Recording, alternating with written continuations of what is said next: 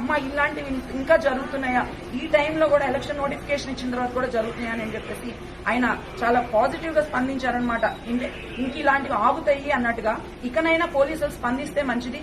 ఎఫ్ఐఆర్లు కూడా రాయలేని దుస్థితిలో పోలీస్ స్టేషన్లు ఉన్నాయంటే ఇంకెందుకు ఈ దిశ చట్టాలు ఎవరు దశ మార్చాయని చెప్పి దిశ చట్టాలు తీసుకొచ్చారు జగన్మోహన్ రెడ్డి గారు. ఎవరి దశ మారలేదు, ఎవరి దిశ మారలేదు. జగన్మోహన్ రెడ్డి గారికి మేము ఈ రోజు ఇదే చెప్తున్నాం. నిజంగా నువ్వు నీ తల్లికి చెల్లితో కనీసం క్యాంపెయిన్ చేయించుకునే పరిస్థితిలో కూడా లేదు ఈ 4.5 సంవత్సరాలు దాటిన తర్వాత. నీ తల్లి చెల్లె నిన్ను తిట్టి పక్క రాష్ట్రం పోయి ప్రచారాలు చేసుకుంటుంటే వాళ్ల గురించే నువ్వు నీ సోషల్ మీడియా మాట్లాడుతుంటే ఇంక మా గురించి నువ్వు ఏదో మిగిలిన ఆడబిడ్డలకి న్యాయం చేస్తావు, ఆడబిడ్డలని ఆదుకుంటావు అని చెప్పేసి ఆంధ్ర ప్రజలు నమ్మట్లేదు. కాబట్టి ఆంధ్ర ప్రజలు నిన్ను నీ జనాన్ని తరిమికొట్టే రోజు వస్తుంది.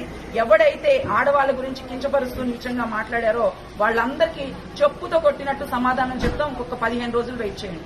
సంవత్సరాల్లో ఎన్నో కంప్లైంట్స్ చేశాము. ప్రతి ఒక్క అంటే మేము ఏ పోలీస్ స్టేషన్ ఎక్కాము, ఎన్ని పోలీస్ స్టేషన్లు దిగాము, డిఎస్పీల దగ్గర కంప్లైంట్ చేశాము. ఆఖరికి లాస్ట్ కి ఫైనల్ గా ఈసీకి కంప్లైంట్ చేయడం జరిగింది.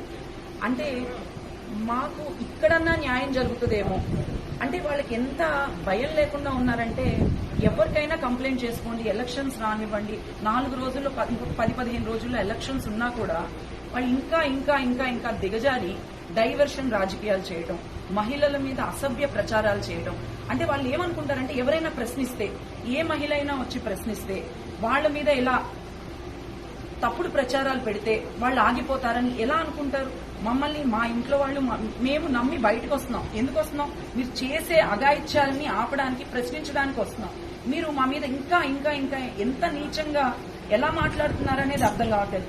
అసలు ఒక మాట చెప్పాలంటే మొన్న ఈ మధ్య సీఎం గారే మాట్లాడారు. చెల్లి కట్టుకున్న చీర గురించి కూడా ఆయన మాట్లాడాడు.